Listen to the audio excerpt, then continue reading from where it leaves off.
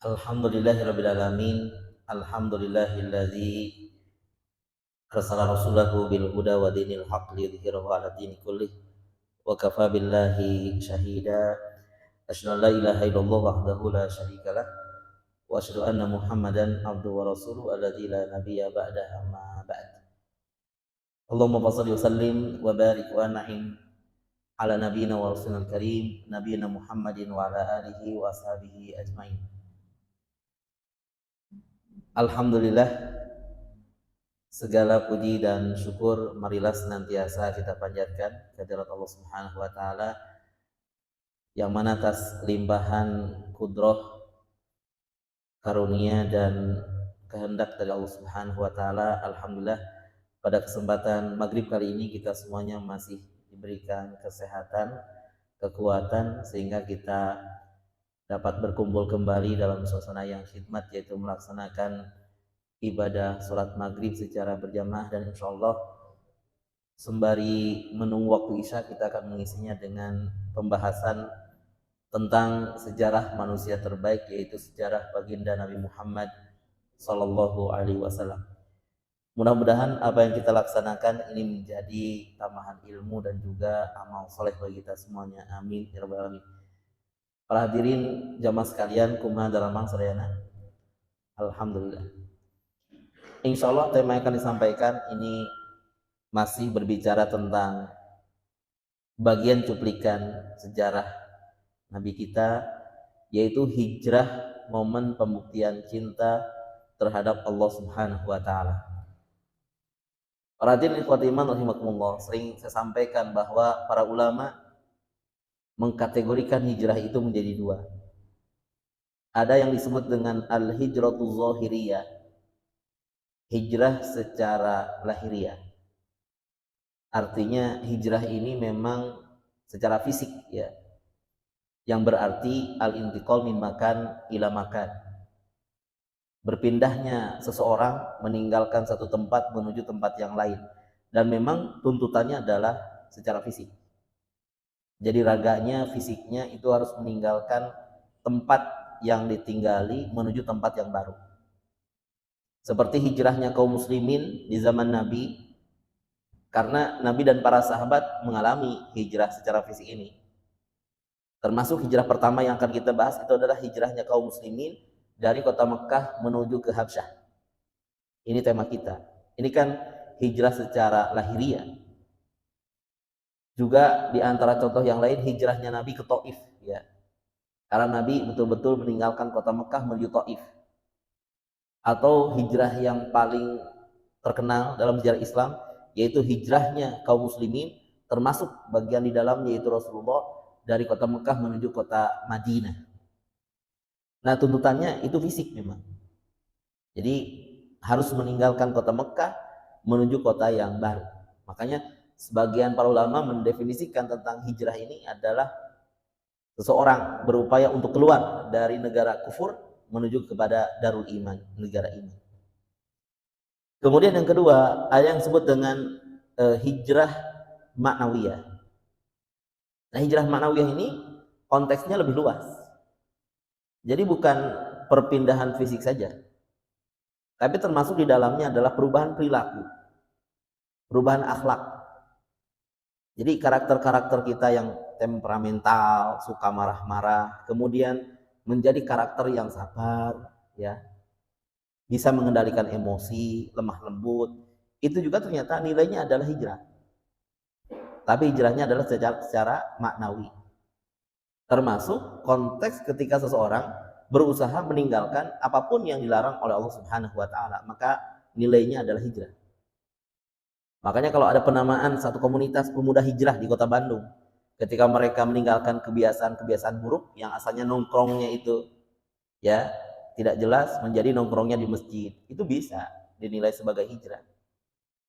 Atau yang asalnya biasa melakukan hal-hal yang negatif, hal-hal yang buruk, ya, hal-hal yang dilarang oleh agama, menjadi melakukan, ya, hal-hal yang diperintahkan seperti ngaji, sholat berjamaah, dan meninggalkan kebiasaan buruk, itu pun sama, nilainya adalah hijrah. Tapi hijrah di sini adalah hijrah maknawiyah. Kemudian inti dari hijrah itu adalah memperbaiki diri, ya. Nah, perhatian ikhwati iman rahimakumullah, dalam cuplikan peristiwa sejarah ada hijrahnya kaum muslimin menuju negeri Habsyah. Kemudian pertanyaannya, apakah hijrahnya kaum muslimin menuju negeri Habsyah ini disertai bersama Rasulullah? Apakah Rasul ikut? Tidak. Jawabannya tidak. Jadi justru dalam sejarah kaum muslimin, hijrah pertama yang dialami oleh kaum muslimin itu ternyata tanpa disertai oleh Rasulullah. Karena tujuan utama dari hijrah ini adalah melindungi para sahabat yang lemah, wabil khusus yang tidak mendapatkan naungan perlindungan dari kabilah-kabilah terdekat. Kalau Nabi sendiri, kenapa beliau tidak hijrah? Karena masih ada yang melindungi. Dan orang Quraisy tidak ada yang berani menyentuh kulitnya Nabi. Dalam artian masih jauh mereka dalam kata-kata menyiksa Nabi. Betul mereka menyiksa para sahabat seperti Bilal kan. Kemarin kita bahas Bilal disiksa, Sumayyah juga disiksa. Bahkan sampai syahidah. Kemudian suaminya Yasir juga dibunuh. Kemudian Ammar putranya disiksa. Kemudian Abu Fukaihah juga diasapi. Utsman pernah dikeroyok. Hampir para sahabat lemah ini disiksa. Tapi berbicara dengan Nabi Muhammad dalam tanda kutip masih aman. Kenapa aman? Karena Nabi masih dilindungi oleh kabilahnya, yaitu Bani Hashim. Dan yang paling melindungi Nabi Muhammad SAW itu adalah pamannya yang bernama Abu Thalib. Nah, sedangkan yang mereka belum mendapatkan suaka perlindungan, relatif disiksa sama orang-orang Quraisy dan kabilah-kabilahnya. Maka mereka inilah yang diarahkan Nabi untuk hijrah. Dan punten, hijrah ketika meninggalkan tempat tinggal itu bukan hal yang mudah. Ya. Kita saja yang mungkin yang sudah enak tinggal di Permata Iman tiba-tiba harus meninggalkan Permata Iman dengan suatu alasan yang sebetulnya bukan keinginan kita. Berat nampaknya. Makanya hijrah itu bagian dari keimanan. Hanya orang-orang yang beriman dengan benar-benar keimananlah yang bisa meninggalkan tempat yang ditinggali hanya untuk melaksanakan ketaatan kepada Allah Subhanahu wa taala. Makanya hijrah itu bukan hal yang berat. Bukan hal yang ringan tapi hal yang berat. Nah, para hadirin ikhwati iman rahimakumullah, kenapa harus hijrah? Karena terjadinya penindasan, penyiksaan, intimidasi yang dilakukan oleh orang-orang Quraisy yang semakin hari semakin menjadi-jadi.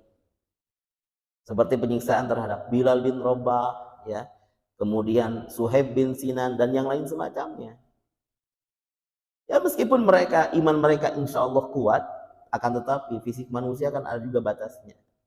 Maka Nabi memerintahkan kepada para sahabat yang lemah ini untuk hijrah. Ada Utsman bin Affan, ada Mus'ab bin Umair, ada Suhaib bin Sinan, ada Bilal bin Rabah, ada Ammar bin Yasir. Banyak sahabat yang disiksa ini. Ya. Kemudian terutama adanya lampu hijau perintah dari Allah Subhanahu wa taala, karena memang langkah kaum muslimin saat itu tidak lepas dari panduan, bimbingan langsung dari Allah Subhanahu wa taala melalui nabinya. Nih enaknya hidup di zaman Nabi itu. Jadi langkah kaki kaum muslimin itu betul-betul dibimbing langsung oleh Allah Subhanahu wa taala. Kemana kaum muslimin harus melangkah, kemana kaum muslimin harus bergerak, itu langsung dibimbing oleh Allah Subhanahu wa taala melalui nabinya. Dan hari ini pun sama. Spiritnya harus sama, yaitu bagaimana kita ya menjadikan Al-Qur'an itu sebagai pedoman hidup. Ya. Kemana kita harus melangkah, mana tujuan ya utama kita dalam hidup, mana orientasi kita dalam hidup, itu adalah Al-Qur'an. Makanya penting ngaji-ngaji seperti ini penting sekali. Karena dalam pengajian seperti ini pasti akan dibahas juga pendalaman-pendalaman terkait Al-Qur'an ini. Allah Subhanahu wa taala berfirman, "A'udzubillahi minasyaitonir rajim. Lil ladzina ahsanu fi hadhihi dunya hasanah wa ardullahi wasi'ah. Innama yuwaffas sabiruna ajrahum bighairi hisab." Bahwa bagi mereka orang-orang yang berbuat kebajikan di muka bumi ini, itu akan mendapatkan kebaikan di akhirat. Jadi kebaikan di akhirat itu untuk siapa ya? untuk mereka-mereka yang senantiasa melakukan kebaikan di dunia. Dan yang dimaksud dengan kebaikan di akhirat itu adalah surga. Ya. Jadi surga itu untuk siapa? Lilladzina ahsanu. Untuk orang-orang yang senantiasa melakukan kebajikan, beramal soleh. Bahkan dalam ayat yang lain, waziyadah, bagi ahli surga itu ada bonusnya. Ekstra tambahan bonus. Ya.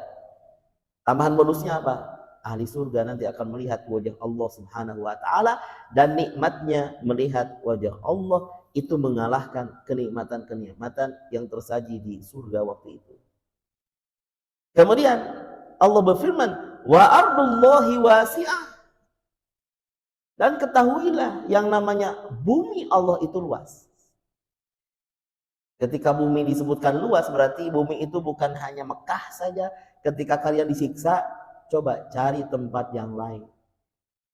Sayangnya para hadirin ikhwati iman rahimakumullah, apa yang dialami oleh ya saudara-saudara kita yang di Sudan hari ini, kan Nabi itu nanti mengarahkan para sahabat untuk hijrah ke Habsyah. Habsyah itu di mana posisinya?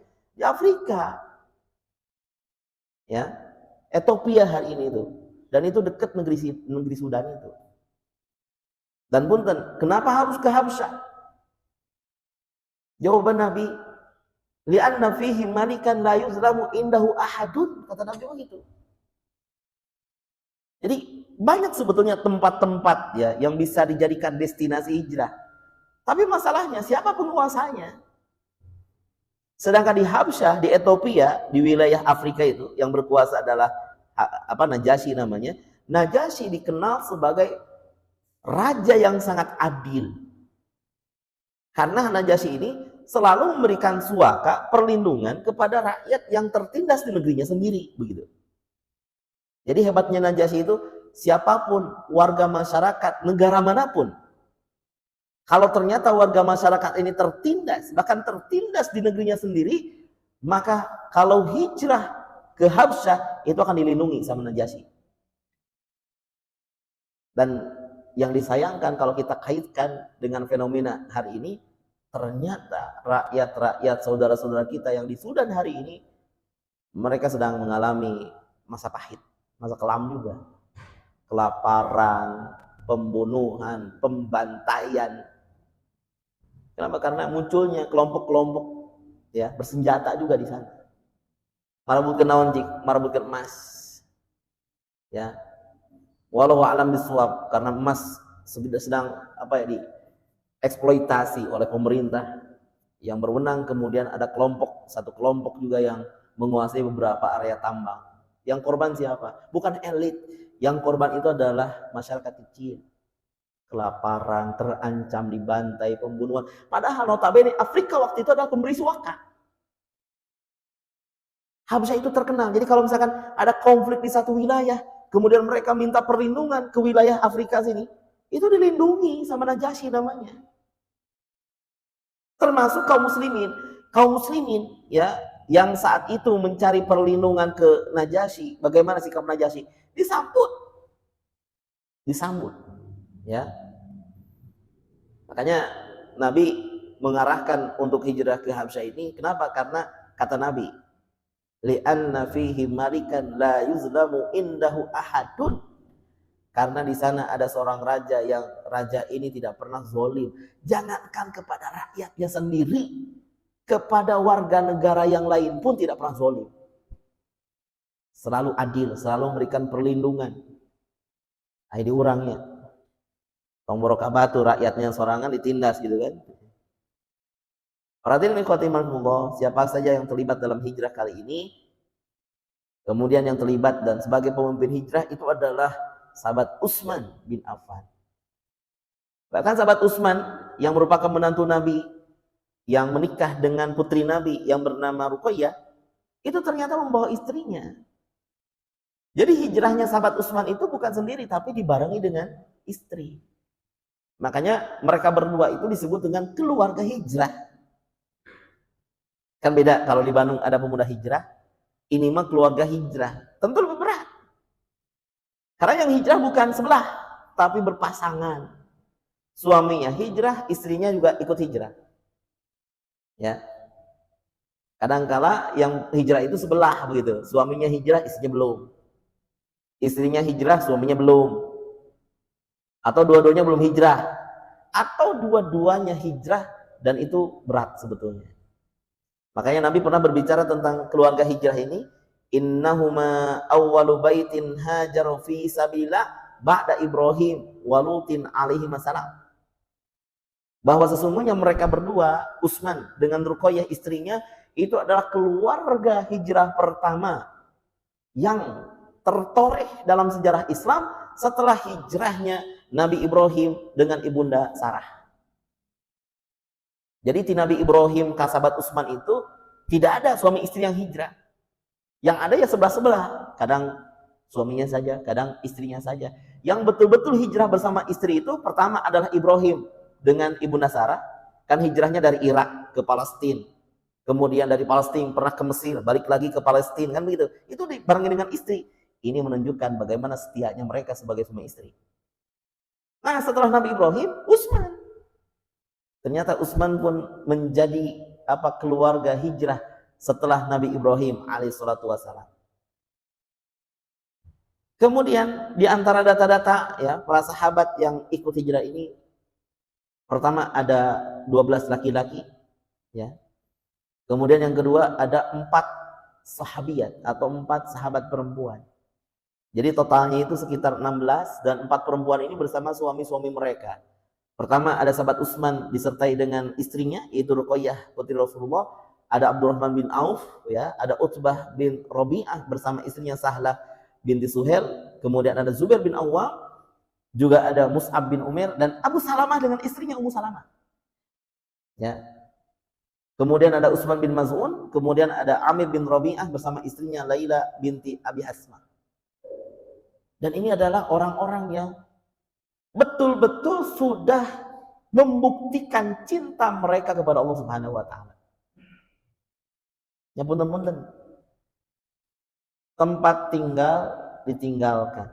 Pekerjaan sehari-hari ditinggalkan. Kalau punya kebun, kebunnya ditinggalkan. Kalau punya relasi, relasinya ditinggalkan. Kalau punya pelanggan, pelanggannya ditinggalkan. Kalau punya usaha, usahanya ditinggalkan. Demi siapa? Demi Allah Subhanahu wa taala. Karena siapa niatnya? Karena Allah Subhanahu wa taala. Ya. Para hadirin ikhwati iman rahimakumullah. Selanjutnya, bagaimana strategi hijrah ini? Ternyata hijrah ini biar tidak ketahuan sama pihak orang-orang Quraisy. Maka hijrah ini dilakukan secara sembunyi-sembunyi. Kan di Jazirah Arab itu ada satu pelabuhan, namanya itu adalah pelabuhan Jeddah. Nah biasanya kalau orang-orang Mekah mau lintas samudra atau laut mati, lintas laut, itu ke pelabuhan Jeddah namanya. Karena nanti mereka nyebrang. Jadi kalau dalam peta itu mereka akan nyebrang melalui lautan, namanya laut mati. Nah ini. Jadi mereka akan nyebrang dari Mekah pelabuhan Jeddah ini, ya. Berarti kalau hijrah ini via laut, iya via laut ini. Ya, wilayah yang mereka seberangi itu ini. Dan punten-punten, pertama yang mereka naiki itu bukan kapal feri. Yang mereka naiki itu perahu kecil sebetulnya. Ya. Ini juga berarti ada taruhan nyawa tersendiri. Bagaimana kalau terjadi badai di lautan, gelombang pasang tinggi kan itu? Kan bisa jadi terjungkallah begitu. Kemudian tenggelamlah begitu. Tapi ini harus dihadapi. Dan mereka betul-betul nyebrang karena kalau mereka ke utara, masuk ke Sinai, kemudian ke sini ya, ke utara, masuk lagi ke Rafah Mesir, balik lagi ke sini jauh. Sangat jauh. Dan mereka mengandalkan para pelaut ini. Dan itu bukan kapal feri, perahu kecil dengan muatan belasan orang. Segede apa coba perahunya? Bahkan nanti yang menakjubkan, di antara kaum muhajirin itu ada yang hijrah dalam keadaan hamil. Ada. Siapakah yang hijrah dalam keadaan hamil? Ummu Habibah.